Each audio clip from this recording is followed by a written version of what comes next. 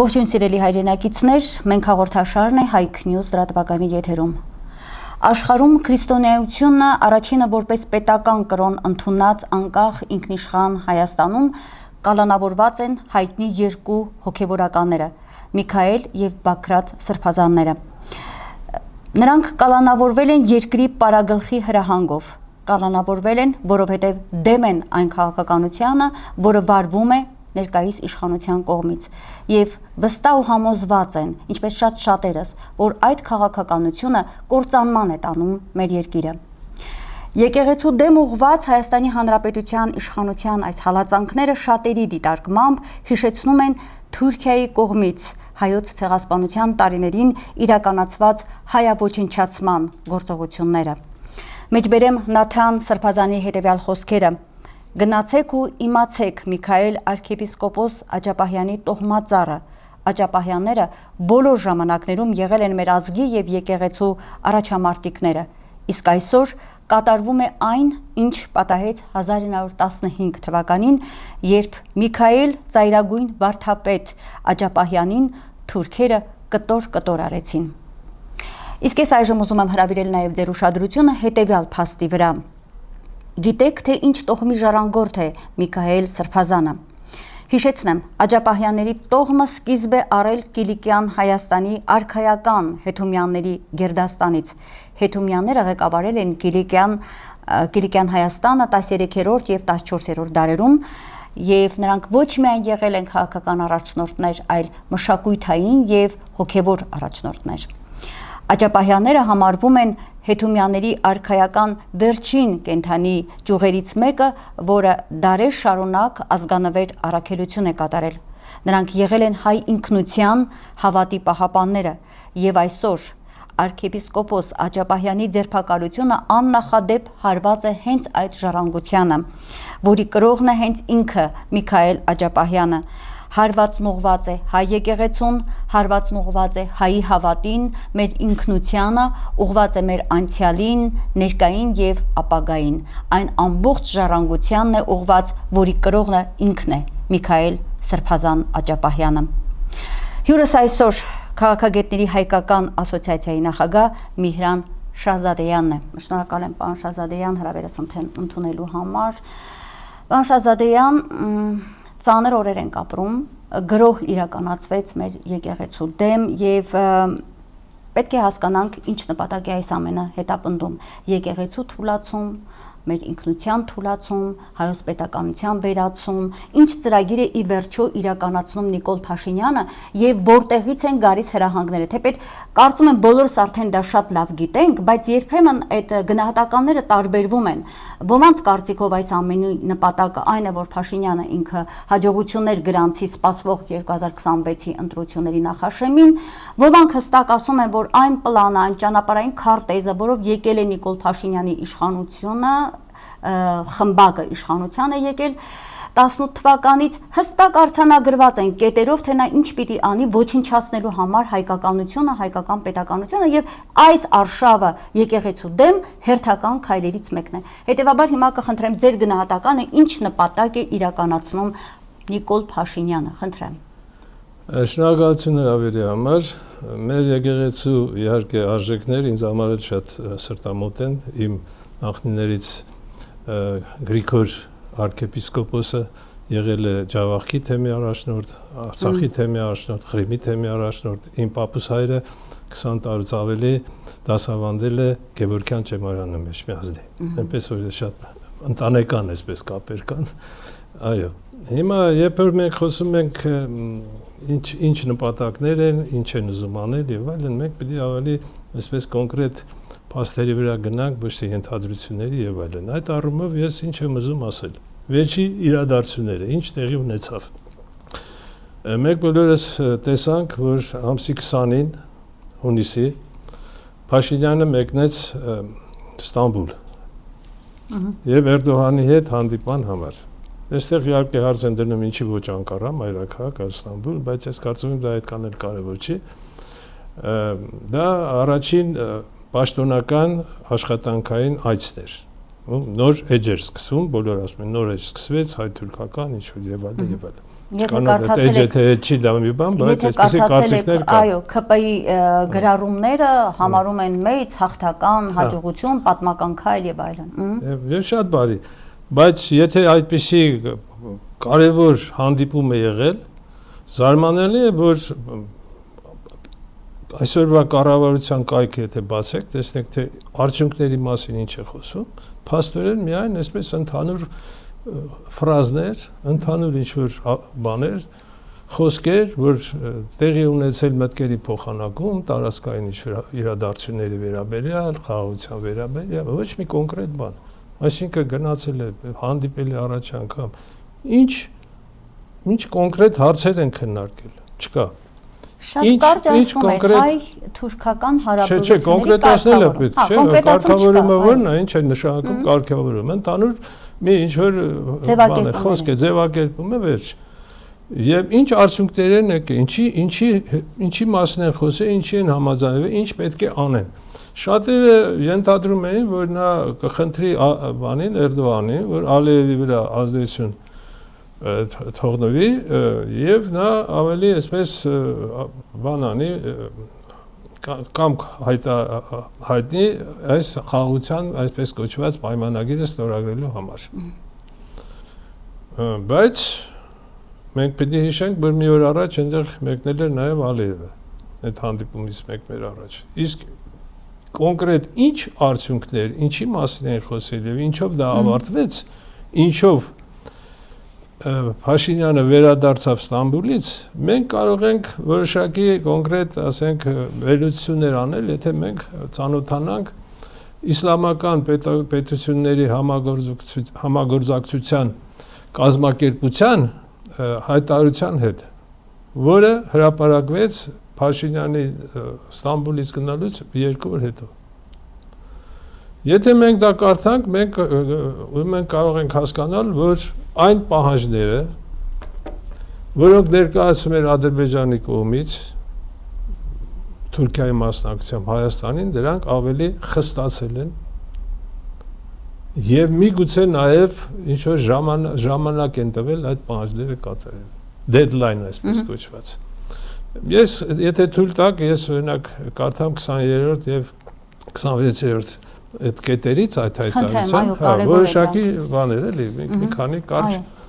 Տեսեք, ինչ է գրվում 20-րդ կետում։ Ուրեմն այդ իսլամական պետությունները արտահայտում են լիակատար համերաշխություն Ադրբեջանի կառավարության եւ ժողովրդի հետ։ Իսկ Հայաստանին կոչ է արվում վերացնել խաղաղության պայմանագիր ստորագրման համար մնացած իրավական եւ քաղաքական խոչընդոտները եւ այդպիսով դադարեցնել եւ ձեռնպահ մնալ Ադրբեջանի ինքնիշխանության ուշադրություն դարձնել եւ տարածքային ամբողջության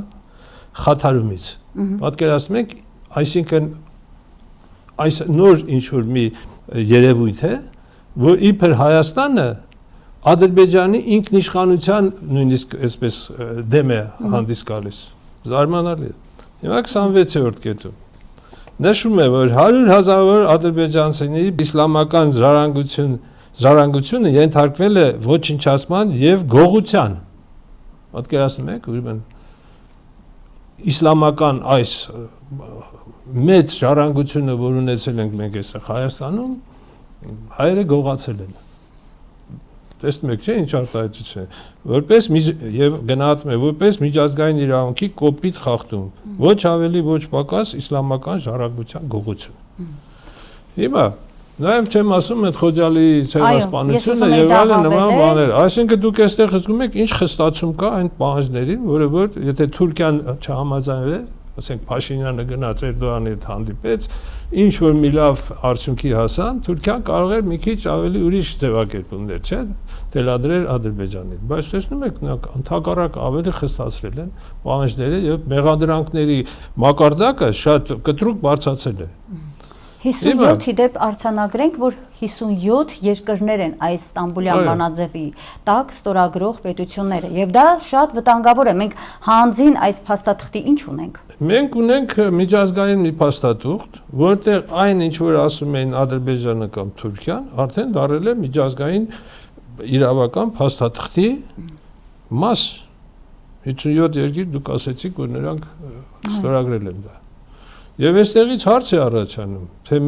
սա մեծ հարված է մեր ընդհանրապես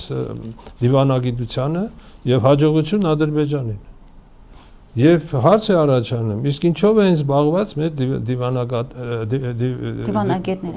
դիվանագետները, հա։ Խաղաղություն քարոզելով։ Հա, բայց խաղաղությունը այսպես չի, մենք չենք կարող ունենալ այսպեսի խաղաղություն։ Բայց ո՞նց է սրանց տրամաբանությունը, պարոն Շահզադեյան, ըստ ձեզ։ Հա, այսինքն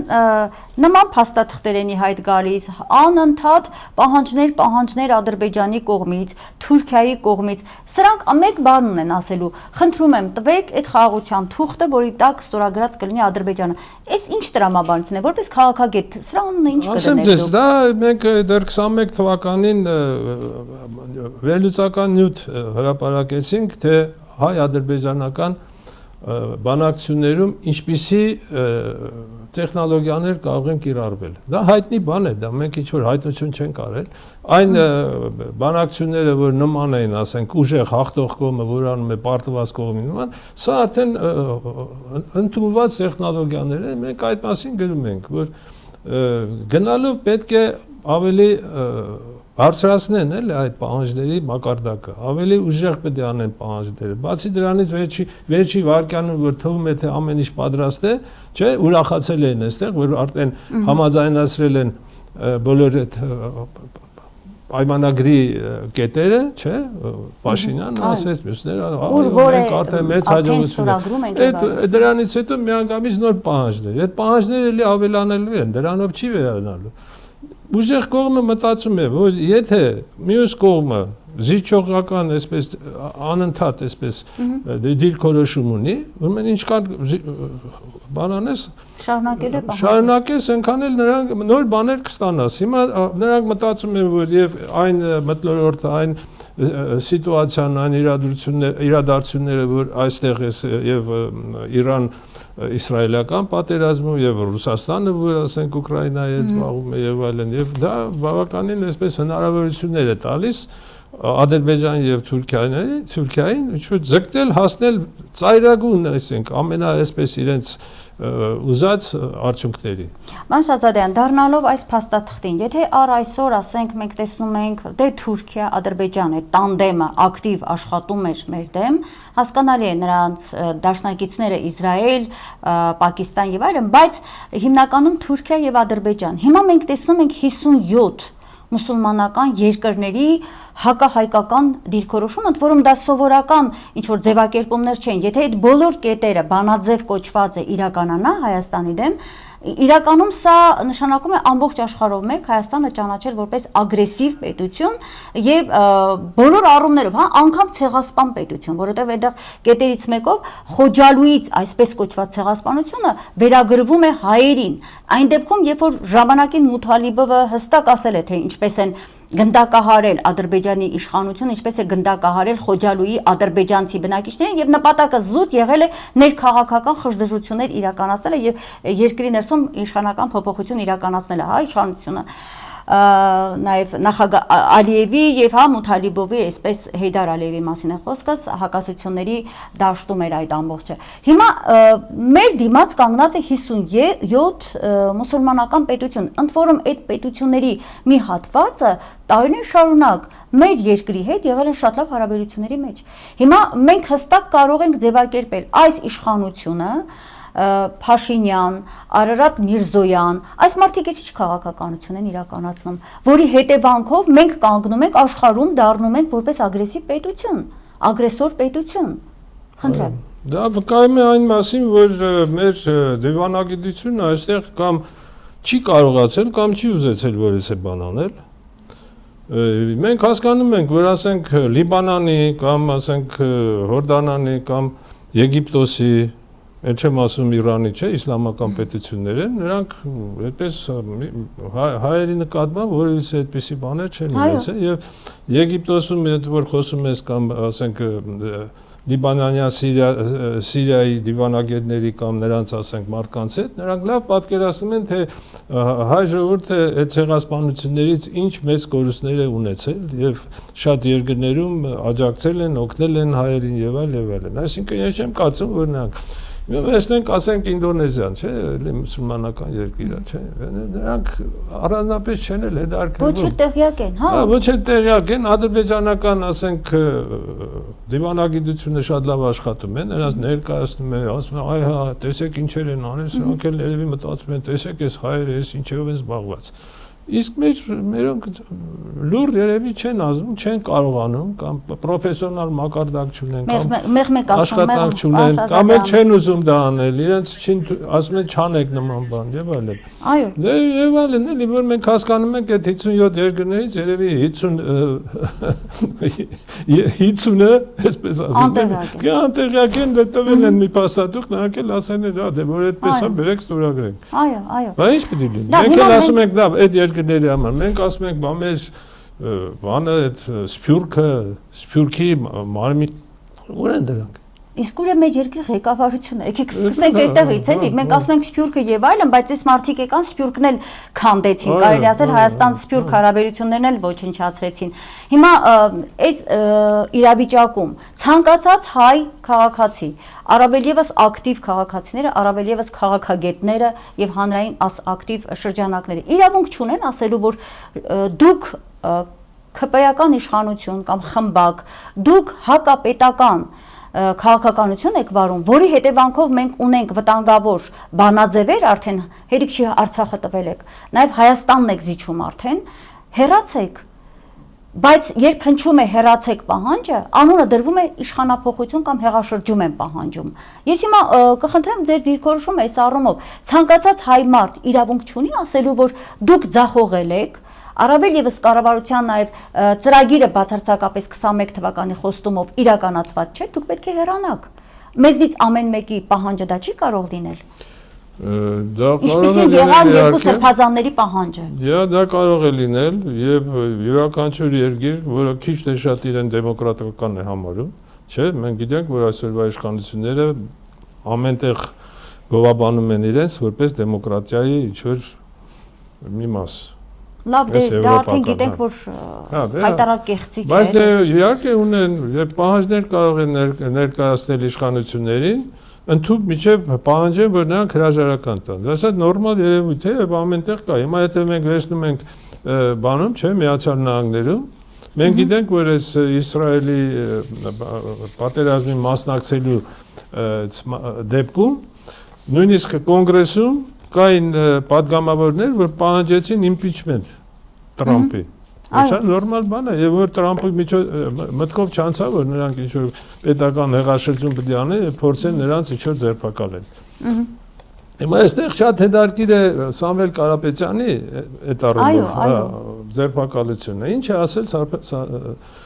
Սամվել Կարապետյանը։ Ասել է մենք աջակցում ենք մեր եկեղեցուն, չէ, որպես նրա զավակներ, եւ եթե քաղաքական ուժերը չկարողանան անել, մենք մեր ձևով կանենք։ Որևիցե մեկի մտքով, նույնիսկ եթե նա հիվանդագին ֆանտազիա ունի, կարող է դա պատկերացնել, որ սա ինչ որ կոչ է հեղաշրջման, զինված հեղաշրջման։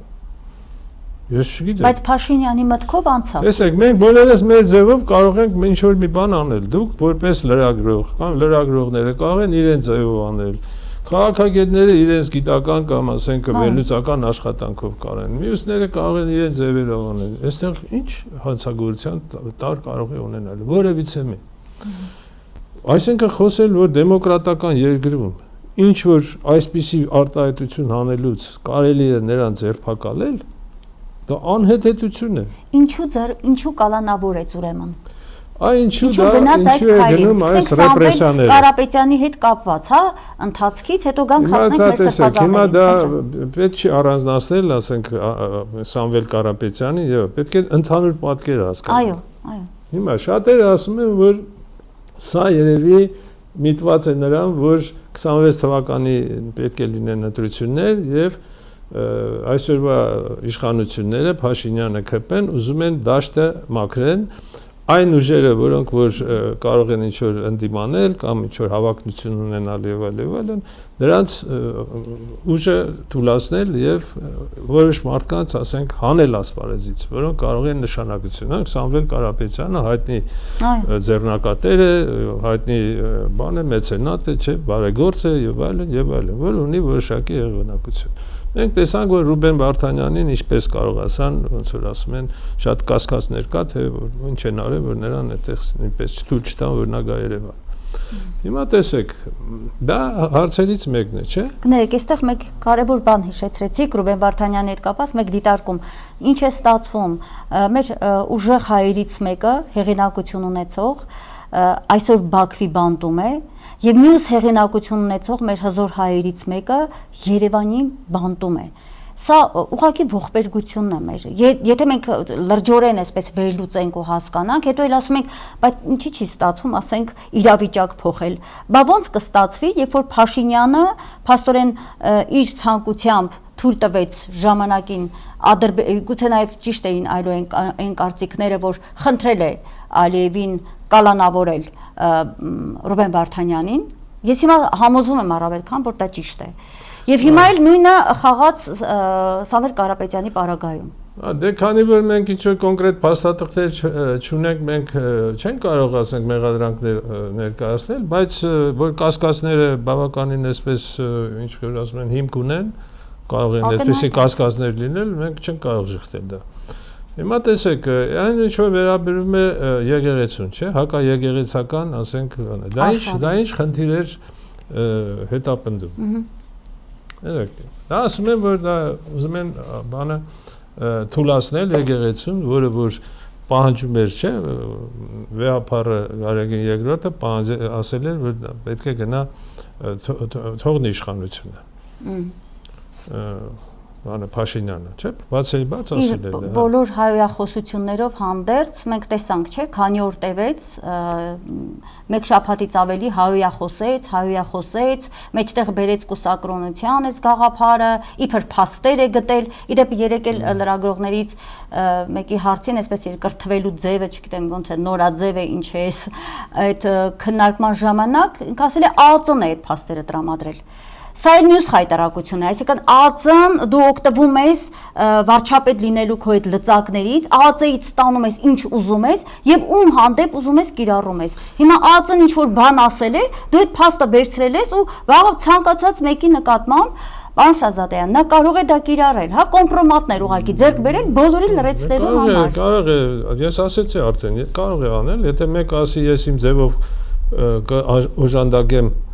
ինչպես ասել է Սամվել Կարապետյանը, եթե նրան ձերբակալում են, յուրաքանչյուր մեկին, եթե դուք ասեք, որ ես աջակցում եմ մեր բանին, եկեղեցուն, նույնը կարող են անել յուրաքանչյուրի հետ, դա պարզ է։ Հիմա տեսեք, իսկ ինչ վերաբերում է բաներին, սրբազաններին, arczepiskoposներին, այնտեղ հատկապես Բագրատ Սրբազանին մեղադրում են, որ նա իբր պատրաստել է ինչ-որ խմբեր եւ այլն։ Բայց այն նյութերի մենք իհարկե ծանոթ չենք, այդ ասենք փաստացի նյութերը, նյութերին ծանոթ չենք իրական ապացույցներին, բայց այն ինչ որ բանում կա, եթերում կա, այն ինչ որ ներկայացրել են, որովհետեւ այսպես հիմնավոր կասկած կամ մեղադրանքի համար հիմք չի տալիս։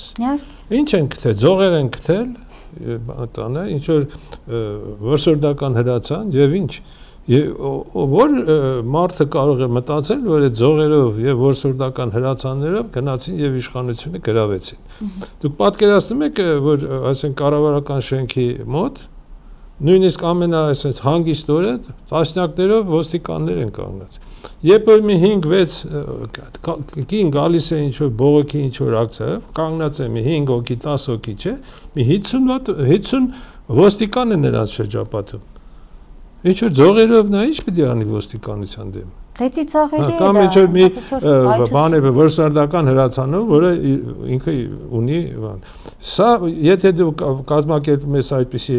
ռազմական վեղաշրջում, ուժային վեղաշրջում, դրիվ տեխնոլոգիան ուրիշ է, այսպես բան, սա ծիծաղելի է նույնիսկ։ Իսկ եթե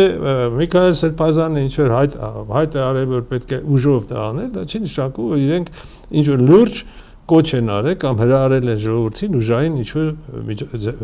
գործողություններ ձեռնարկելու։ Սրբազան ուղղակի ասել է, իրավիճակը փոխելու համար իշխանափոխություն է հարկավոր։ Նա չի ասես վերցրեք զենքերը եւ գնացեք դեպի կառավարության շենքի մոտ եւ հեռացրեք կամ ջարդեք Փաշինյանի գլուխը։ Այդպիսի հայտարարություն արված չէ, բայց որպես իր երկրի համար ցավացող հոգեվորական ասել է իրավիճակ պիտի փոխել, որտեղ մենք երկիր ենք կորցնում եւ այդպիսի հայտարարություն մեզնից ամեն մեկը կարող է անել եւ անում ենք։ Մենք ինքներս էլ լրագրողներս էլ եթերով անում ենք, որ այսպես շարունակել ուղղակի չի կարելի։ Բացի դրանից չի կարելի, այսինքն այս կամ այն խոսքը փոկել իր համատեքստից։ Այո։ Այսպես է փոկես, ինչ ասես, կարող ես մեղադրես ու ասես։ Այո։ Լավ, հիմա այսինքն մենք փաստայինը որ գործ ունենք ինչի հետ, բանի ընտրություններին պատրաստվել։ Իհարկե դա այդ գաղափարներ կա, բայց ես մի քիչ կասկածներ ունեմ եւ ունեն նաեւ կասկածներ էլի մարդիկ, որոնք որ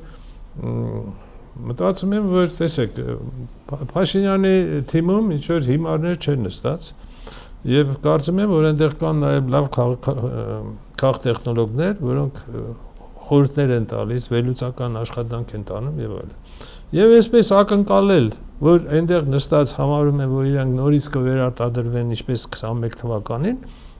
իմ կարծիքով նման հույս ունենալը այդտեղ լուրջ չի։ Եթե նույնիսկ այսօրվա իշխանությունները կարողանան, ասենք, մոբիլիզացնել իրենց բաներին, կողմնակիցներին, եթե օգտագործեն ադմինիստրատիվ ռեսուրսը, եթե ստեղծեն պրոքսի, արդեն ստեղծել են եւ շարունակեն անել պրոքսի կուսակցություններ կամ միավորումներ, որոնք իրենց միանան, բոլոր դեպքերում հավանականությունը շատ փոքր է, որ նրանք կարող են վերարտադրվել այնպես, ոնց որ հիմա կան, այն ուժ ունենալ։ Մենք հասկանում ենք, որ նրանք 69% չէ, պարլամենտում չեն ունենալ։ Դա հույս ունենալը շատ այսպես կլինի պարզամիտ։ Դուք չեք կարծում, որ կարող են օգտագործվել բոլոր լծակները, օրինակ մի քանի 100,000 աղանդավորի ձայներից սկսած։ Ես ասեցի արդեն, որ բոլոր այդ լծակները նույնիսկ եթե օգտագործեն, չեն կարող այդպես վերել, որ բացարձակ իշխանություն ունենան, բացարձակ մեծամասնություն ունենան պարլամենտում։ Այդ մեծամասնությունը եթե նույնիսկ նրանք ունենան, դա պիտի լինի այդ պրոքսի ուժերի բաների միջոցով։ Նրանց հետ միասին։ Այդպիսիները կան։ Բայց պրոքսի ուժերի կամ այդ իրանց կողմնակիցների վրա հույս դնել, որոնք քպայական չեն, քփան չեն, էլի իրանց ոնց որ ասում բանից չեն։ Ասենք օրինակ Արամ Զավենի Սարգսյանը կամ այնտեղ Լևոն Շիրինյան անունով անձնավորության այդ զրո ամբողջ ձայն հավաքած մարդիկ։ Դրանք այդ լուրջ կուսակցություններ չեն, բայց եթե նույնիսկ նրանց միջոցով ամեն մեկը ինչ-որ մի բան անի եւ այլն կարողանան նրանց ինչ-որ ձևով տանել, դրանց վրա հույս դնել այնպես ինչպես իրենք հիմա քփայականներ են, չէ՞, վերևից հրամանը գալիս է, բոլոր նույն բանը կատարում են։ Ճիշտ է։ Նույն տեսանք նույնիսկ մի երկու հոգի չհնազանդվեցին, չէ՞։ Ինչ պատճառներով։ Հիմա նրանց վրա այսպեսի հույս դնելն էլ հնարավոր չի, որտեղ նրանք այսօր դու ես իրեն մի բան խոստացել, վաղը մեկ ուրիշը կխոստանա եւ նրանց բանը ոնց որ դիրքորոշումը կարող է կտրուկ փոխվել։ Բացի դրանից իրենք պետք է իշխանությունը բաժանեն իրանց մեջ եւ մենք գիտենք այդ բաժանման ընթացքում ինձ շատ տվեցիր, դու քեզ շատ անցավ, ինձ քիչ տվեցիր եւ այլն։ Այսպիսի վեճեր պետք է լինեն, այդ վեճերի վրա պետք է լինեն ընդհարումներ եւ շատ դժվար կլինի եւ այստեղ արդեն եւ տեսեք եւ ադմինիստրատիվ ռեսուրսի վրա արդեն իրանք այդպես հույս չեն կարողանա դնել, որտեղ նա կտեսնեն այդ տատանումները, որոնք իշխանություններում տեղի են ունենում, չէ՞, այդ ընդվզումները եւ այլն, եւ արդեն այնպեսի, ասենք, պատրաստականությամբ չեն աջակցի այսօրվա իշխանություններին, ինչպես, ասենք, կարող են անել նախկինում։ Եվ նույնը վերաբերվում է եւ այսպես ուժային ստրուկտուրաներին, էլի։ Վերջին հաշվով ուժային ստրուկտուրաներում նաեւ կան մարդիկ, որոնք եկեղեցու հետ կապված են եւ այլն, նրանց ընտանիքները բաները։ Նրանք էլ կարող են դժգոհություն ունեն եւ ես չեմ կասկածում որ ունեն, բայց այսօր չեն կարողանում այդ դժգոհությունը այսպես արտահայտել, բացի, չէ՞։ Բայց երբ որ ասենք իրավիճակը փոխվի, այնտեղ էլ ինչ կկատարվի նրանք էլ չգիտեն։ Եվ ես կարծում եմ, որ այնտեղ կարող է կա մեկ այլ սցենար, այլ սցենար, որ միջև ընտրությունները պիտի իրականացվի։ Եկեք հասկանանք ինչ սցենարի մասին է խոսքը։ Հիմա տեսեք, այս որ ես ասեցի Ստամբուլյան, չէ, այս բաներում արտահայտված այն խստագույն պահանջները, մեղադրանքները, որ չէ, եւ կարող է այստեղ որ ասենք Էրդողանի հետ էլ հանդիպես կամ ինչ-որ կանալներով, ինչ-որ ուղիներով նրանք շփվում են նաեւ ասենք Ադրբեջանի հետ, չէ։ Եվ նրանք նաեւ ինչ-որ ժամանակացույց են տվել, ասենք դեդլայն են տվել, որ դու պարտավոր ես միջև այդ անել։ Ինչպես կարող է, ասենք, այս իշխանությունը կամ յուրաքանչյուր այլ իշխանություն, սա դուրս քաղաքագիտական վերլուծություն է։ Ինչպես կարող է դա անել։ Նախ նա պետք է փորձի հասկանալ, թե դիմադրությունը այդ ոչ բարենպաստ, այսպես ասենք, մեղմ ասած էլի, Հայաստանի համար ոչ բարենպաստ որոշումները եթե իրականացվեն, ինչ արձագանք եւ ինչ դիմադրություն կստացվի, ասենք, ժողովրդի կողմից եւ քաղաքական այս կամ այն ուժերի կողմից, չէ՞։ Հիմա այդ նպատակով նրանք ինչ են անում, նրանք տեսան, տեսեք ինչ է մտածում, Արցախը հանձնվեց, չէ, եւ Հայաստանը ինքը այսօրվա իշխանությունները իրենք ճանաչեցին Արցախը Ադրբեջանի կազմում, չէ, Պրահայում հայտարարեցին եւ չօգնեցին Արցախին, երբ որ Ադրբեջանը ռազմական ագրեսիա սկսեց, չէ, Արցախի նկատմամբ, ահա, ձայն այսպեսի դիմադրությունը քիչ եղավ։ Երբ որ փորձեցին այդ Թավուշի շրջանի բաները, հողերը, որ հանձնվեցին Ադրբեջանի, ժողովուրդը վեր կացավ, չէ, Սերբազանի հետ, Բագրատ Սերբազանի հետ եկան հասան Երևան եւ այլն, հազարավոր մարդիկ, տասնյակ հազարավոր մարդիկ մասնակցեցին, էլի ավարտվեց փաստորեն ոչ այնպես, ինչպես մարդիկ ակնկալում էին, չէ։ Տեսնում են, սա գնաց, սա ստացվեց, որևիցե լուրջ այսպես վտանգ, որ այսօր իշխանությունը կփոխվի, չեղավ։ Հիմա նրանք մտածում են, լավ, ինչ մի հատ էլ տեստ անենք, պայմանական եմ ասում, որ տեսնենք, թե ասենք ինչ կնի։ Տեսեք, հայ եկեղեցին դա մեր հիմքերից մեկն է, չէ, մեր ազգային ինքնության եւ հազարամյակներ շարունակ կամ դարեր շարունակ եղել է մեր պետականության ինչ-որ հիմքերից մեկը կամ մեր ժողովրդի որպես ազգ ճանաչելու, որպես ժողովուրդ ճանաչելու, որպես հայ ճանաչելու, չէ, այն բաներից մեկն է, գործոններից մեկն է եղել, ճիշտ է։ Հատկապես երբ որ մենք չենք ունեցել պետականություն, հարյուրամյակներով չենք ունեցել։ Հիմա եթե մենք կարողանում ենք հարվածել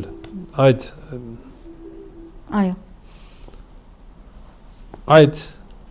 եկեղեցուն, արդեն ասեցինք ինչ նշանակություն ունի, չէ, եւ ժողովրդի պատասխանը adekvat չի լինում, ուրեմն տպավորություն կա, որ ժողովուրդը չի լուրջ դիմադրություն ցույց տա նաեւ այդ նպատակներին, որոնք որ կարող են, ասենք, իրեն թելադրած լինեն կամ միգուցե իրենք են որոշել, որ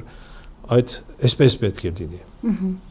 Հասկանում եք, դա երկրորդ հարցն է։ Փորձեցին հասկանալ եկեղեցուն հարվածելով մեր դիմադրողականությունն էին փաստորեն ստուգում։ Այո, մյուսը նա ուզում են նաև այսպես ապակողնորոշել ժողովուրդներին, տեսեք։ Ապակողնորոշել ինչ բան է, որ եթե նույնիսկ ասենք եկեղեցում կան մարդիկ, որոնք իրենց վայել չեն պահում, որ եկեղեցին էլ մաքուր չի, որ եկեղեցի վրա մեջն էլ կեղտ կա, որ եկեղեցի չուլանա եւ այլն, այս մարդկանց հարված են հասցնում նրանց ուղեղներին, նրանց գիտակցությանը։ Նրանք մտածում են, այ մա ես գործ ունեմ այս քաղաքականության հետ, տեսնում եք, ոչ մի լավ բան չկա։ Նույնիսկ մեր եկեղեցի, որ մենք այդպես պաշտում ենք, չէ, եւ այլն, նույնիսկ դրանք էլ մի բան չեն, ավելի լավ է ես գործ չունենամ ոչ մի բանի հետ։ Սա էլ մյուս նպատակն է։ Սա սարսափելի տեխնոլոգիա է, այսինքն, որը ուղղակիորեն ուղղված է ազգա ոչնչացման նպատակ ունի։ Դա ճանաչված տեխնոլոգիա են, կան սպիտակ, ոնց որ ասում են, մաքուր տեխնոլոգիա, կան սև կամ կեղտոտ տեխնոլոգիաներ, բոլորն էլ կօգտագործվեն։ Կօգտագործվեն, ինչ է խանգարել։ Եվ հիմա մենք կարող ենք ասել, որ հետաքրքիր է 2018-ին Նիկոլ Փաշինյանն եկավ նույն տեխնոլոգիաները ամբողջությամբ, հա, C# հայտնի տեխնոլոգիաները օգտագործելով, հիմա էլ նորից այդ նույն տեխնոլոգիաներով գնում է մինչև վերջ պետականության քանդմանը։ Հիմա մենք սրա պիտի մտածենք, մենք հակաթույնը, այդպես էլ մենք դեռ չունենք։ Մենք էլ կարող ենք, չէ, տեխնոլոգիաներ իրականացնել, չկան այդ տեխնոլոգիաները օգտագործել։ Այն ասենք, այն ընդդիմադեր եւ պարլամենտական եւ ոչ պարլամենտականը մի քիչ пассив են այդ իմաստով։ Պասիվ են, առանց քաղաքական քաղ տեխնոլոգիաների, որևիցե քաղաքական ինչ-որ շարժում, ինչ-որ գործընթացներ կազմակերպել, այսօրվա դրությամբ հնարավոր չի, որտեղ մենք հասկանում ենք, թե ինչ հզոր եւ ինֆորմացիոն, ասենք, պայքարի, չէ, հնարավորություններ կան եւ գնալով այդ ինֆորմացիոն պայքարի հնարավորությունները մեծանում են։ Այս արհեստական բանականությունը որ կա, չէ, հատկապես գեներատիվ բան, դու կարող են մարդու ուզած այդ մարդու կերպար ստեղծեն, նրա ձայնը ստեղծեն, ցույց տան մի կեղտոտ ինչ-որ մի միջավայրում այդ մարդուն եւ դու ժողովուրդը չի հասկանա, թե դա իրոք նա է, թե ուրիշ։ Օրինակ Բագրատ Սրբազանի ձայնագրության հետ կապված կա այդ կասկածը, որ նրա ձայնը փոխված է, մոնտաժ է արված, ակնհայտ նույնիսկ այդպես որ լսում ես, մի քիչ ականջդ եթե սովոր է մոնտաժ արվող, հա, այդպես ռեպորտաժների, նյութերի հետ կապված, զգում ես, որ այնտեղ ինչ-որ աշխատանք արվել է։ Ես ավելին ասեցի, ոչ միայն մոնտաժ կարող են անել, այլ զրոյից ստեղծել քեզ որևէ մարդու համար, որևէ անձի համար այնպիսի մի բան, որը ինքը երբեք չի ասել, մտքում էլ չի եղել, որևէ միտեղ չի գնացել, որևէ գործողություն չի արել, բայց հիմա կան այդ հնարավորությունները։ Արհեստական բանականության մատը խառն է։ Կարող է այդպես լինել։ Հիմա տեսեք, նույնիսկ ինքը Փաշինյանն է բանանում, չէ, հղում անում արհեստական բանականության վրա։ Եվ ոչ միայն ինքը, այլ նաև ասենք Թրամփն դրա մասին խոսում, մյուսներն են խոսում, բոլորը ասում են, որ քաղաքականության մեջ հիմա դրա օգտագործման, հատկապես այսպես ոչ բարի նպատակներով օգտագործման, ասենք, հնարավորությունները շատ մեծացել են, զորացել են։ Պարոն Շահզադյան, ինչու բերեցին, կպցրեցին հոկտեմբերի 27-ին։ Տեսեք, հայտարարեցին, թե հեղաշրջում են բացահայտել այդ մի թղթի կտորով, որ անգամ ծիծաղելի է, հա, պլանը հեղաշրջման այդպես հաստատ չի լինում։ Կարդում ես, զգում ես, որ կամ շատ ամփորձ մեկն է գրել, կամ ուղղակի սարկած է, ինչին բնականաբար շատ-շատերս հակված ենք նրան, որ սա ուղղակի սարկած է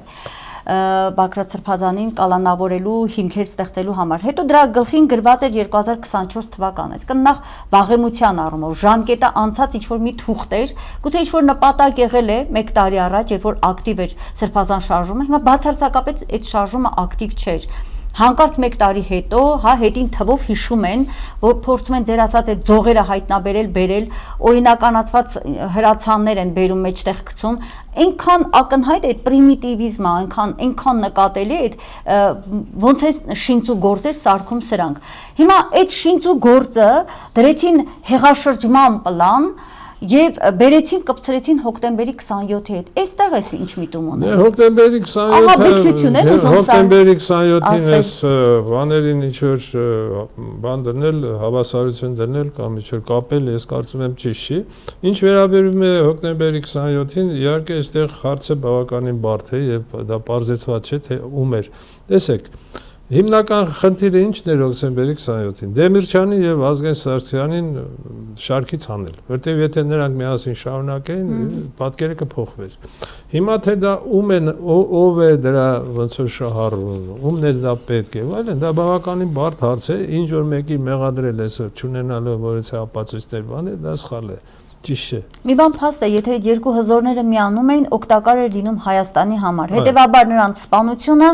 վնասակար է մեր երկրի համար եւ թուլացրեց Հայաստանը։ Հիմա Նիկոլ Փաշինյանը ճիշտ հակառակ իրավիճակն է, էլի։ Փաշինյանը վնասում է մեր երկիրը։ Փաշինյանի հեռանալը իհարկե հոկտեմբերի 27-ի տարբերակով չէ, էլի։ Ուղղակի հանգիստ հեռանալը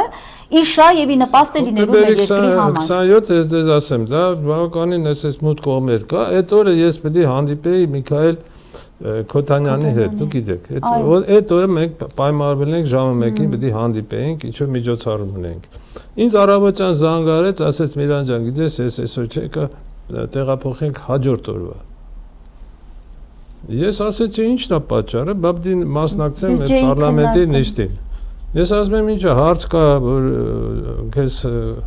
բանը հետաքրքրում է կամ ելույթ կա, բան կա, ասեց չէ, ոչ մի բան չկա։ Բայց մեկ այնպիսի մարդ է ինձ խնդրել, որ ես անպայման մնամ, որ ես չեմ կարող մերժել։ Ով է ասի, միգուցե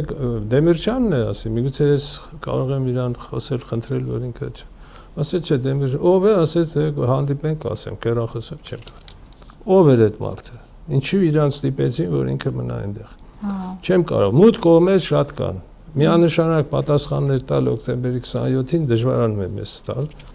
բայց այսօրվա այս դեպքերը կապել 27-ի հետ չի կարելի։ Դրանք լրիվ տարբեր բաներ են։ Ինչու է դա արվում ուրեմն։ Ինչ նպատակ է Ես ասում եմ տեխնոլոգիաներ են, էլի ասեցի, չէ, կան մաքուր, սպիտակ եւ սև տեխնոլոգիաներ, հիմա տարբեր տեխնոլոգիաներ կորակ օգտագործվում։ Բայց մենք հասկանանք այս տեխնոլոգիաների նպատակը, երբ որ կարդում ենք օրինակ ադրբեջանական լրատվամիջոցները, ես հասկանում եմ, որ նպատակը իսկապես ինչպես դուք էլ ձեր մտքում ասացիք, մեր եկեղեցին մինչև վերջ հեղինակազրկելն է։ Հիմա օրինակ դրսի որոշ լրատվամիջոցներ, որոնք սնվում են ադրբեջանա-թուրքական տանդեմից, այդպիսի բերտառությամբ նյութեր են գրում, թե հայ եկեղեցին ագրեսիվ կամ այսպես վտանգավոր կազմակերպություն է։ Դե մենք գիտենք, չէ, Շվեյցարիայում տեղի ունեցած կարևոր այդ նախաձեռնությունից հետո, որտեղ հանդես եկավ վեհապարը եւ շատ կարևոր հայտարարություններ հնչեցրեց Արցախի բռնազավթված լինելու հետ կապված, ցեղասպանական գործողությունների իրականացման, բանտերում հայ գերիների թուրքական, ադրբեջանական բանտերում պահվելու մասին, հայկական մշակույթի ավերի մասին եւ այլ, եւ ընդունվեց շատ կարևոր մի բանաձև։ Այդ բանաձևը պետք է դրվեր այսպես շրջանառության մեջ մեծ հավանականությամբ քրիստոնյա աշխարհը կմիանար դրան, բայց Փաշազադեները հանդես եկան մի հայտարարությամբ, թե հայ եկեղեցին տարածաշրջանի խաղաղությունը խաթարում է, եւ այդպես արդեն գնաց հաջորդ իսկ օրը Փաշինյանի հայտարարությունն ու արշավը սկսեց եկեղեցու դեմ։ Հիմա եթե մենք այս ամբողջը դիտարկում ենք, պարզ չի դառնում, թե ուր է գնում, այսինքն մեր եկեղեցին ուզում են համարեն խաղաղության դեմ աշխատող, ագրեսոր, տերորիստական, այդպիսի ձևակերպումներ կան։ Հայ եկեղեցուն այդպիսի ձևակերպումներ են։ Եվ եթե դուք հիշում եք, Ալիևը ժամանակին ուրեմն ասեց, որ Հայաստանը ֆաշիստական երկիր է, թե հիշում եք։ Եվ այնտեղ կան տերորիստներ, ռևանշիստներ եւ այլն, եւ կոչ արեց բանին Փաշինյանին եւ կառավարության հայկական, որ եթե դուք իրեք ձեր ձեռքերով չանեք դրանց դեմ, էլի միջոցառումներ, որ վերացնեք դրանց, մենք ինքներս արդեն ուժային ձևերով կանենք։ Այսինքն լուրջ սպառնալիք էր իրենց։ Տարբեր եղանակներ կարող են գտնել այդ ուժային սցենարները իրականացնելու համար։ Ցավոք սրտի մեզ մոտ ոչ ոք այդ սցենարները չի մշակում, չի բանանում։ Իսկ եթե ինչ-որ սցենարներ ներկայացնում ես, ասում ես, ինչ-որ մի անտարբերությամբ կողքից անցնում են, կամ չեն կարողանում հասկանալ, կամ էլ իրենց պետք չի։ Դուք նկատի ունեք չհասկացողը ով է, իշխանությունը, թե այն ուժերը ընդդիմադիր հատվածի, որոնք պետք է ակտիվացնեն, ժողովրդին ոտքի հանեն, հասցնեն իշխանափոխության եւ այլն։ Դուք ում նկատի ունեք։ Ես ոչ միայն ասենք այդ ուժերին եմ, այդ ուժերը նկատի ունեմ, այլ նկատի ունեմ ընդհանրապես մեր քաղաքացիական հասարակության բոլոր ինստիտուտները, որոնք չեն անում։ Մենք ունենք գիտական հիմնարկներ, մենք ունենք հազարի մի այսպեսի կազմակերպություններ եւ հասարական եւ ուրիշ տեսակի, դրանք էլ առանձնապես չեն զբաղվում, շատ քիչ քչերն են այդ հասկանում։ Շատ կարևոր ցավոտ թեմա է, ասում ասեք, հիմա տերորիստներ եւ ֆաշիստներ, չէ՞։ Հիմա պետք է ֆաշիստներին գտնենք, չէ՞, ովքեր են Հայաստանում տերորիստներ, ֆաշիստներ, ռևանշիստներ։ Նու կարող են գտնենք մեկ-երկու ասենք կուսակցություն կամ մեկ-երկու անձիկ, բայց դա ոնց որ ասում համակարգային ինչ-որ երևույթ չի լինի, չէ՞։ Իսկ եկեղեցին խնդրեմ նախ մեծ խոչընդոտ է ասենք թուրք-ադրբեջանական պահանջները կատարելու համար, մենք բոլորը տեսնում ենք, հիմա փորձենք նրանց ցույց տանք, ինչ ենք ցույց տալի, որ երկու սրբազանները դրանք փաստորեն տերորիստ են, էլի։ Փաստորեն նրանք ուզում են ռազմական զենքով կոչ են անում, որ բռնի հեղաշրջում անեն։ Դա ո՞նց կանվանես այդ մարդկանց։ Չէ՞։ Ասես տերորիստ, ինչ որ հանցագործ եւ այլն։ Մենք տեսնում ենք երկու սրբազան։ Սամվել Կարապետյանը, էլի խոսեցինք դրա մասին, չէ՞, որովհետեւ մի բան էլ չի ասել, բայց էլի դրան ասում է, ահա, տեսեք, ուրեմն սա էլ արդեն կապում է Ռուսաստանի հետ, տեսեք, սա Ռուսաստանն է հրահրում, էս է անում, ինչ է անում։ Իդեպ Ռուսաստանի հետ են կապում նաև կաթողիկոսին, այսինքն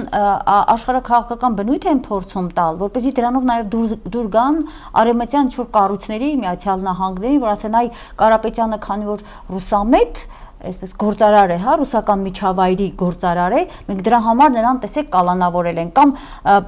վեհափարին անգամ չեմ ուզում այդ բառերն ասել, կապում են նորից Մոսկվայի հետ, այսինքն ամեն ինչ սրանք փորձում են անել արդարացնել այդ ձևով, որպեսզի արևմուտքը իրենց ասի, այ ձեր թիկունքին կանգնած եմ։ Այսօր Ռուսաստանին ինչ որ մեկը կարող է դրական, ինչ որ վերաբերմունք ունենա, ինչ որ մեկը ոչ այդքան դրական, բայց այստեղ մենք պետք է հասկանանք, որ մենք վերջի, ասենք 19-րդ դարի սկզբից մինչև փաստորեն այս վերջերս եւ հիմա էլ ունենք շատ լուրջ կապեր եւ ոչ միայն ասենք տնտեսական, քաղաքական, այլ նաեւ մշակութային, մարդկային եւ այլ կապեր, չէ՞։ Օրինակ մենք խոսում ենք, չէ՞, Մանթաշովի մասին, Մանթաշյանի մասին, որպես մեծ մեր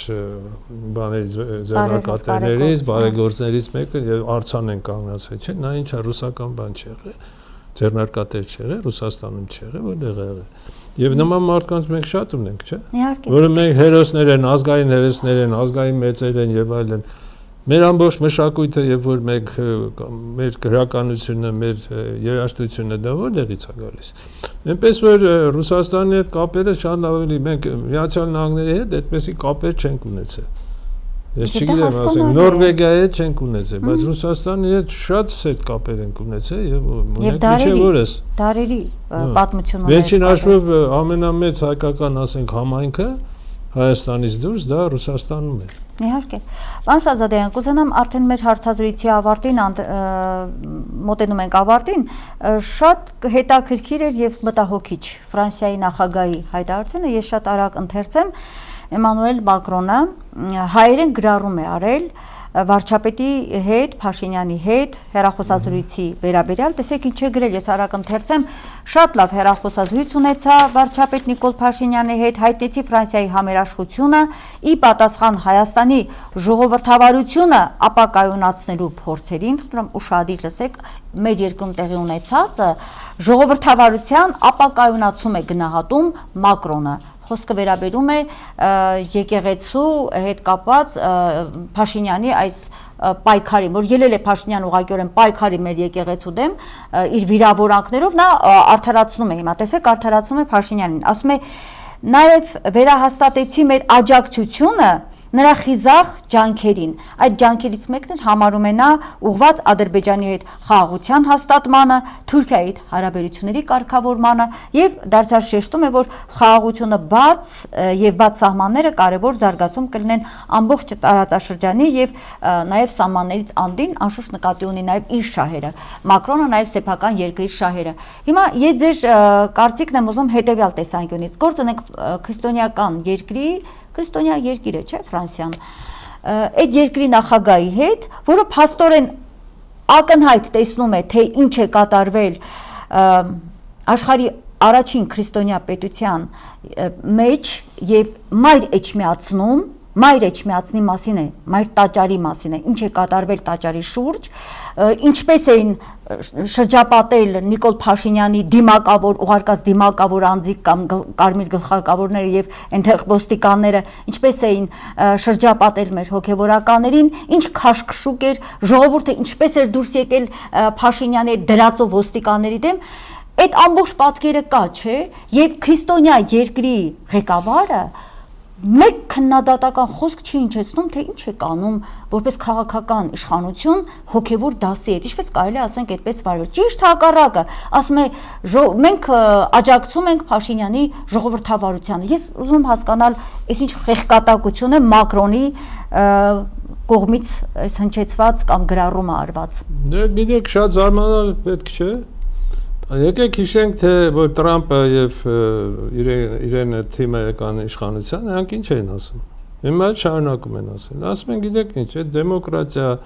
մարդու իրավունքներ, բան, շատ լավ բաներ են, բայց մենք պետք է շարժվենք մեր շահերով։ Եվ նույնիսկ այն ժամանակ, որ բանը նախընտրական կամպանիաներ էր գնում, չէ, նրանք քրիստոնեական արժեքներ, որ Աստվածաշունչը պետք է լինի յուրաքանչյուր մարդու սեղանին եւ այլն, մենք եւ նույնիսկ ասում ենք մենք Արցախի ժողովրդին պետք է պաշտպանենք եւ այլն, չէ։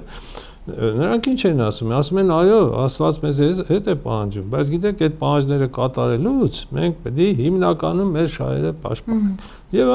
այս վերջերս այս մեր կայքում կա դա հրապարակված, կարող եք ծանոթանալ։ Մարկո Ռուբիոն ասեց նույն բանը, ասեց մենք մեր շահերն ենք հետապնդելու եւ այլն։ Հիմա Եվրոպայի շահերը ո՞րն է։ Մենք հիմա գիտենք, որ այստեղ հակասություններ են ստեղծվել Միացյալ Նահանգների եւ Եվրոպայի միջեւ։ Տեսեք, Տրամպը մեղադրում է Եվրոպային, որ Եվրոպայի պաշտպանության, այսինքն հետ կապված ծախսերի մեծ մասը Միացյալ Նահանգներն է անում։ Եվ պահանջում է Եվրոպայից, որ նրանք շատացնեն մինչև 5% հնայի դարձնեն այդ ծախսերը ռազմական, իսպանացիները դրան հետ կտրուկ դեմ են եւ Տրամպը շատ այսպես նույնիսկ սուր քննադատություն տվեց իսպանացիների եւ այլն։ Հիմա Թուրքիան այստեղ որպես Եվրոպայի անվտանգության, այսպես ինչպես որ եվրոպացիներն են հասկանում, շատ բաներ ես պարզապես զարմանում եմ, թե ինչ անվտանգության մասին են նրանք խոսում։ Եվ կարծում եմ, որ դա այնքան էլ անվտանգության մասին չի գնում, ինչքան իրենց իշխանությունները պահելու վերաբերյալ եւ ռազմական իրենց արդյունաբերությունը զարգացնելու։ Դա մեծ գումարներ են, մեծ փողեր են, հասկանում եք։ Եվ ինչ է Թուրքիան։ Թուրքիան ՆԱՏՕ-ի երկրորդ բանակն է, չէ՞, իր հզորությամբ, մեծությամբ եւ այլն։ Եվ հիմա Ամերիկան եթե քչացնում է իր մասնակցությունը, ում վրա հույս դնեն Թուրքիայի վրա։ Մեկի։ Երկրորդը, մենք հասկանում ենք, որ ռուսական գազից, նավթից որ հրաժարվեցին, այստեղ իրենք փնտրում էին այլընտրանքային աղբյուրներ, եւ այդ այլընտրանքային աղբյուրներից մեկը դա Ադրբեջանի նավթն է։ Թե Իրան նավթն է վաճառում, թե ում նավթն է վաճառում, բայց Ադրբեջանից բավականին լուրջ բաներ կա, էլի, ակնկալիքներ կա այդ իմաստով։ Հիմա դա է իրանց հետաքրքրում։ Տեսնում ենք ինչ բավականին բարդություններ կա հիմա Եվրոպայի տարբեր երկրների տնտեսության մեջ, ասենք էլեկտրականության գներն են ինչպես անձում, այդ բենզինի բանի գներն են ինչպես աճում, չէ՞։ Հիմա նրանք փորձում են ինչ-որ ճանապարհներ գտնել։ Հանդես գալ այս պայմաններում Թուրքիայի, Ադրբեջանի դեմ իրենց շահերի չի ելնում։ Այսինքն պատմությունը կրկնվում է 1921 թվական Կիլիկիա հայերին զոհաբերեց Ֆրանսիան հանուն Թուրքիայի հետ հարաբերությունները եւ նույն իրավիճակի առաջ ենք, իսկ Հայաստանում կան ուժեր քաղաքական, կան անձիկ քաղաքական, որոնք առավոտից երեկո ագիտացիային անում, քարոզում են, թե Ֆրանսիան կգա իր զորքով, զենքով մեզ կփրկի։ Դա մենակ Ֆրանսիան չի, շատ ակտիվ է Բրիտանիան։ Եվ մենք հիշում ենք էլի, եթե պատմական ինչ-որ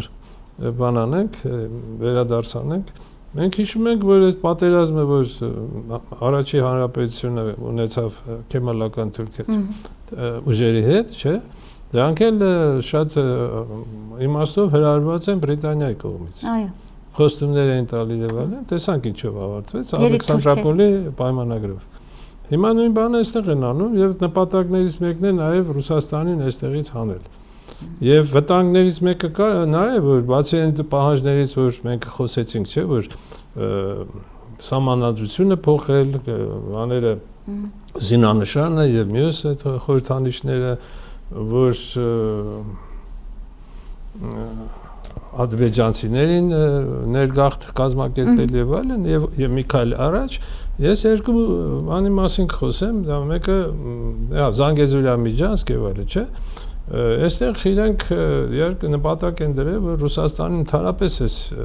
բանից հանել, բայց ինչ է դա մեզ սպառնում, եթե Ռուսաստանը գնա։ Ասենք կարող են նույնիսկ այդ համաձայնագրում էլ կարող են պահանջ դնել, որ օտար երկրյա զորքեր չպետք է լինեն, ասենք, բանում։ Խոսվում է արդեն այդ մասին եւ արդեն ադրբեջանական կողմն ասել է, երրորդ կողմի։ Եվ ադրբեջանական տարածքում, որ թուրքական զորքեր կան, նրանք ինչ են ասում։ Ասում են, չէ, մենք ոչ մի բազաներ չունենք, մենք 365 օր զինավարժություններ ենք, զորավարժություններ ենք անում։ Ինչ կա որ ասում են, ով ասել որ մենք 300, մենք չունենք։ Իստեղ կա բաներ, Գյումրի այդ ռազմական բազան, հետո կան սահմանապահներ ռուս, դրանց պետք է հանես, վերացնես։ Ինչով դա բան կանի Հայաստանի համար, կավարտվի, երևի դժվար չի, էլի, մտածել։ Շատ արագ կհասնեն թուրքերը դեպի Երևան։ Ինչպես ասում էր Ալիևը, առանց տանկերի գալու ենք։ Եվ մյուսը, ես միշտ դա մասին ասում եմ, բայց էլի արձագանքը այնպեսինի չէ, այդ անկլավների մասին, էլի, ես ասում եմ, տեսեք, պատկերացրեք, որ Տիգրանաշենը հանձնեցին, ասենք, Ադրբեջանին, այնտեղ ռազմական բազա պիտի կայացնենք, չէ։ տեղադրենք ռազմական բազան պետք է ուրեմն ճանապարհ ունենա, ասենք այդ անկլավը այսպես կոչված, որը ընդհանրապես խորհրդային միության մեջ այդպիսի հասկացություն չէր կարող լինել, դա աբսուրդ է, անկլավ։ Կարդացեք սովետական միության, ասենք, բանը, սահմանադրությունը, դեղների ուրիշ բաներ ա գրած։ Մի խոսքով եւ օրենսդրությունը։ Այդ մասին էլ մենք ունենք լավ վերլուծական նյութ։ Ներկայքում տեղադրված է։ Հիմա տեսեք, եթե նա հանձնեցին, չէ, Զանգեզուրյան միջանցք բացելը, դա կարող է ուժով Ադրբեջանի նկատմամբ շատ լուրջ հակադարձություն լինի եվրոպական որոշ երկրների եւ այլն։ Բայց եթե նրանք, ասենք, այդ անկլավը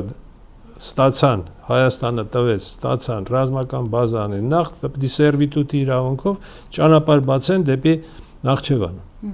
Ինչ է նշանակում սերվիտուտով ճանապարհ։ Դա ուրեմն Հայաստանը իրեն այդ տարածքի, այդ տերիտորիայի վրա, այդ ճանապարհի վրա իրեն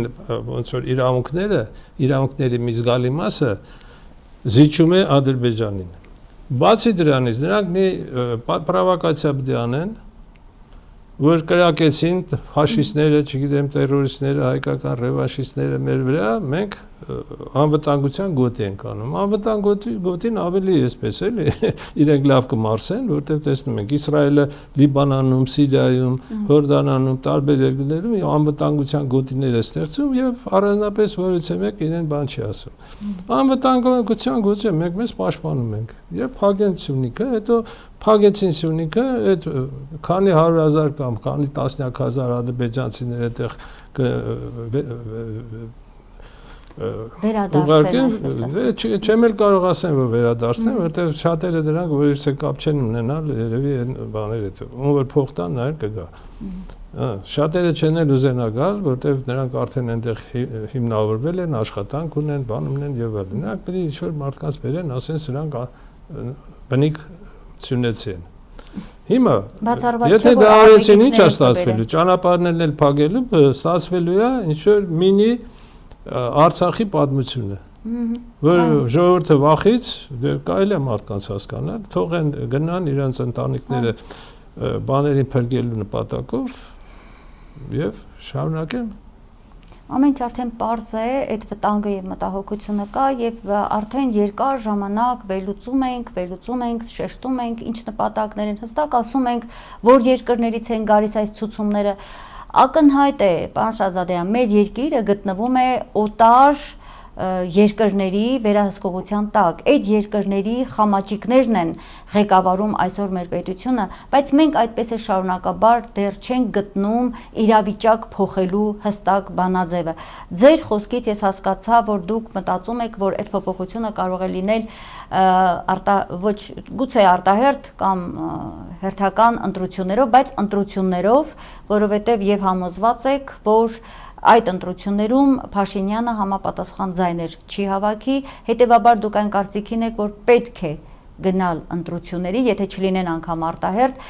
հերթականին պետք է մասնակցել եւ հաղթել Փաշինյանին, այդպես է։ Ես այսպես չեմ մտածում, իհարկե եթե ընտրություններ լինեն, պետք է գնալ եւ ասենք հնարավորին չափ փորձել, ասենք իրավիճակը փոխել, բայց ես կարծում եմ, որ կա նաեւ այլ սցենար, ես այդ մասին ասեցի, որ չսպասեն միջև ընտրությունները եւ արտահերթ արտահերթ չանեն։ Ինչ անեն։ Ասեմ ինչ անեն, ասենք բաներ ստեղծեն, ընդհարումներ ստեղծեն, այդ թվում որ ունենան, ասենք ինչ-որ վիրավորներ եւ այլն, մարդկանց իրար դեմ կոնֆրոնտացիան ուժեղացնեն, չէ՞, մենք տեսնում ենք եկեղեցու կողմից։ Ինչպես։ Իշխանության եկեք դարձանաբար թե չէ։ Դա էլ հնարավոր է։ Եվ ոչ միայն իշխանության կողմից, այն նաեւ բաների ուժերի կողմից, որոնք ֆինանսավորում են տարբեր երկրներից։ Մենք գիտենք, որ բավականին լուրջ գումարներ են տրամադրվում այդ կազմակերպություններին եւ դրանց անուններն էլ գիտենք, նրանք իրենք էլ շատերը չեն թաքցնում այդ մասին։ Եվ նրանք կարող են ինչ-որ այստեղ դերակատարություն ունենալ, բացի դրանից կարող են, ասենք, այդպիսի այդ կոնֆրոնտացիան հիմա ուժեղանում է, ճիշտ է։ եւ բաների իրապահման մարմինների եւ ժողովրդի միջեւ, չէ, ընդհանրումներ կազմակերպել։ Մի հատ այսպեսի մենք միջադեպ ունեցանք, չէ, մեր Սերբազան շարժումը Բաղրամյանով գա։ Հիմա կարող է նաեւ ուրիշ սցենարներ լինել։ Դա մեկ, երկրորդը կարող է լինել, ասենք, սահմանային, ասենք, որոշ ինչ-որ ընդհանրումներ, կրակոցներ եւ այլն, եւ այդ պատրվակներով, դա ես մոտավոր եմ ասում, սցենարներ կարող են լինել ավելի շատ։ Պատրվակներով ինչ-որ արտակարգ ինչ-որ իրավիճակներ, կարգավիճակներ ստեղծվեն, կամ սահմանափակեն կառավարական մարմինների, կամ տարբեր կազմակերպությունների պետական գործունեությունը, կամ նույնիսկ եւ քաղաքացիական հասարակության ինստիտուտներ, ասենք, կուսակցությունների գործունեությունը սահմանափակեն, կամ բաների մամուլի գործունեությունը եւ այլն, դա չի բացառվում։ Հիմա թե այսօրվա իշխանությունները այդպիսի պլան ունեն եւ կատարում են, եթե մենք չունենք որևէ փաստաթուղթ մեր ձեռքի տակ կամ ինչ-որ բան, մենք չենք կարող այսպես բան անել, էլի, այդ մեղադրանքը ներկայացնել, բայց որ դա շատ հնարավոր է եւ դա շատ լուրջ, ոնց որ ասում են, քաղ տեխնոլոգիաներ են, որ շատ մեծ որոշակի հավանականությամբ կարող է իրականացվել։ Դա ոնց որ ասում են, այդ մասին չմտածել կամ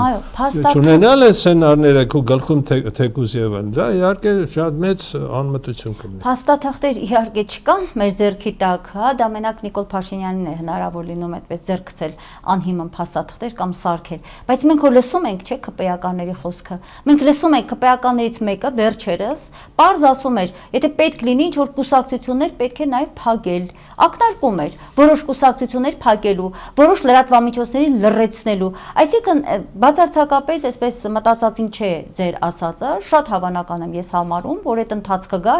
երկրում էլ հաստատեն ռազմական դրություն եւ անենեն ինչ որ իրենք ցանկանում են։ Այսինքն նույն այդ ընթացքում նաեւ հանձնելով Սյունիքը։ Քանի որ մենք գիտեք ինչ դեմոկրատական արժեքների կողմնակից ենք, չէ՞։ Մենք դες այդ միասին մենք չենք կարող նմանվել կամ ընդօրինակել նրանց, ովքեր այդ փաստորեն այդ արժեքների դեմ են։ Ուրեմն մենք չենք կարող մեկին մեղադրել, ինչպես այսօրվա իշխանությունն է անում, չունենալով որոշակի, ասենք, լուրջ հիմքեր, փաստեր, ասենք, մեղադրում ես դու, որ մարդասպան ես կամ չգիտեմ ինչ ես, որ չունենալով ոչ մի հիմք։ Ես էլի Սամվել Կարապետյանի, ասենք, բանը թող ներկայացնեն, թե ինչ հիմք ունեն, որ ինքը ասել է մենք մեր ձևով կանենք, դա որևէ հիմք չի, դա ես չգիտեմ ինչ է։ Հիմա դրա համար եմ ես ասում, բայց որ այդպիսի սցենարները հնարավոր են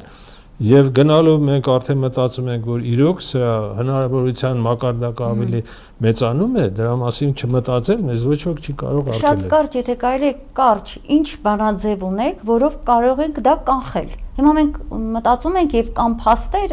օդից չենք, հա, այդպիսի ենթադրություններ անում, փաստեր կան, ասում ենք։ Հիմա ինչպես կարող ենք շատ կարճ, հա, կա այդ սցենարը, ինչ որ բանաձև ունեք, որով հնարավոր կլինի, դա երկրի կործանումն է, որովհետեւ այնինչ դուք ասում եք, իրենք նախապատրաստում են փաստորեն երկրի վերջնականապես կործանմանը։ Հայաստանում չպետք է ըստ այդ ծրագրի ապրեն հայեր, կարող են ապրել թուրքեր, ադրբեջանցիներ, բայց հայը կդադարի լինել իր հայրենիքի տերը, սա փաստ է լինելու։ Սա փաստ է, որովհետև դրա մասին են հուշում սրանց բոլոր քաղաքական քայլերը։ Հիմա կա ինչ-որ մի այսպես բանալի, որով հնարավոր կլինի այդ վտանգը կանխել։ Դե ինչ որ կախարդական բանալիներ առաջարկել երևի չէ, այդպես չի։ Նախ ինչ պետք է անենք, ամենա այսպես կարևորներից մեկը, որ մարդկանց, գիտեք ինչ որ, այսօր մեր մարդիկ հոգնած են։ Հոգնածություն կա, ինչ որ հիասթափություն կա։ Այնքան են հոգնել, երկրից էլ են հոգնել։ Հա, տեսեք, էլի այս շարժումները եղավ, գնացի, մասնակցեցին, հազարավոր մարդիկ դուրս եկան եւ այլն, եւ որից նշանակալի արդյունքների չհասան։ Հիմա նրանք շատերը ասում են, ինչ կարող եմ ես անել, եւ իմ ուժերից ինչ է կախված, եւ հավատնել են կորսե շատ բաների նկատմամբ։ Այսինքն առաջինը, որ մենք պետք է կարողանանք մարդկանց հասցնել այս ամբողջ վտանգները, որ իրենց կարող են սպառնալ եւ կպնել իրենց ընտանիքներին, իրենց անմիջական, իրենց շահերին։ Սա չի արվում, լավ չի արվում, մարդիկ չեն էլ պատկերացնում, չեն էլ հասկանում։ Դա մեկ։ Երկրորդը պետք է լուրջ տեսեք, այսօրվա դրությամբ շատերը քննադատում են այսօրվա իշխանություններին տարբեր ձևով եւ շատ հիմնավոր։ Բայց ինչ եք դուք առաջարկում, այսինքն խաղաղության որպես, չէ, այլընտրանք կա թե չկա։ Այսինքն եթե մենք այսօրվա այս պայմանագիրը եւ նրա իրականացումը քննադատում ենք, հասկանում ենք, չէ՞, մենք պետք է այլընտրանք ներկայացնենք։ Այն ուժերը, որոնք քաղաքական ինչ-որ գործունեությամբ են զբաղվում, պետք է այլընտրանք ներկայացնեն, որ մարդիկ հասկանան, որ եթե գան այս ուժերը գործողի փոխարեն, իրենց ոչ մի բան չի սպառնում, իրենք չեն տանելու Հայաստանը պատերազմների եւ այլն։ Բացի դրանից, ինչ կոնկրետ ծրագրեր ունեն եւ ինչպես են նրանք պատկերացնում դա իրականացնել։ Ցավոք սրտի շատ քիչ բան կա, բացի ընդհանուր ֆրազներից, բաներից մարդիկ ոչինչ չեն ստանում կոնկրետ։ Դա երկրորդը, դա գիտեք ինչն է, որ պետք է ինչ որ գտնել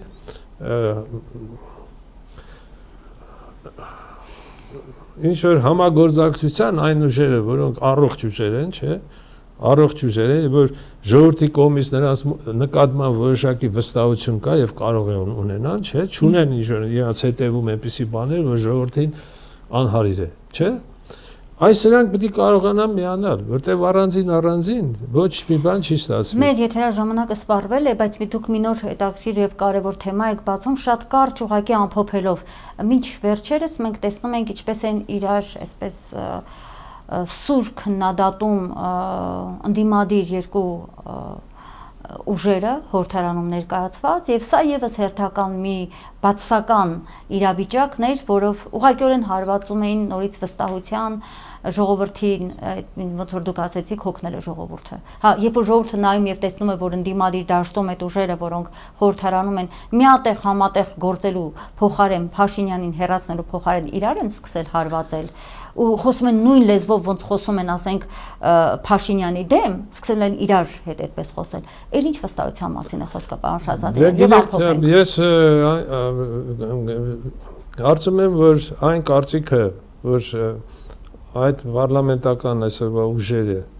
այն ուժերը չեն, որ մենք հույս դնենք դրա վրա, շատերի մոտ այդ հույսը կա, այդ բանը կա, եւ ժողովրդի մի զգալի մասի նկատմամբ մոտ ոչ դրական վերաբերմունք կա։ Եվ ես դա շատ վախենալու եմ, որ կարող է Սամբեցին ազդեցություն կազմակերպությունների մասին, որոնք այդ շրջանակից չեն, այն նոր ուժերի մասին, այդպեսին կան։